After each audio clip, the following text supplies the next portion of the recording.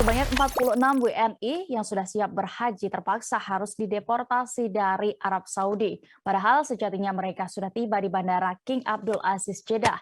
Mereka bahkan sudah mengenakan pakaian ihram dan sangat siap untuk menjalankan rukun Islam kelima itu.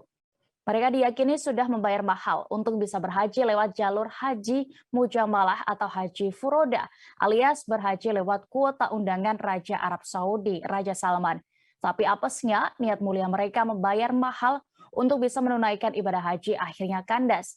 Mereka malah dideportasi otoritas Arab Saudi per Sabtu 2 Juli 2022 kemarin karena visa bermasalah.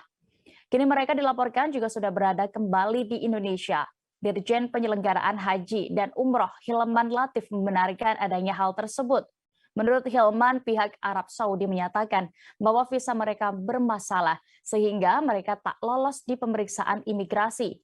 Hilman mengaku belum mendapatkan informasi detail berapa harga yang dikeluarkan para WNI itu untuk berhaji furoda. Tapi sudah jadi rahasia umum bahwa haji mujamalah ini kerap dijual dengan harga ratusan juta rupiah, bahkan jauh lebih mahal dari biaya haji khusus atau yang dulu lebih populer dengan sebutan ONH+. Jangan lupa subscribe, share, komen, dan like ya.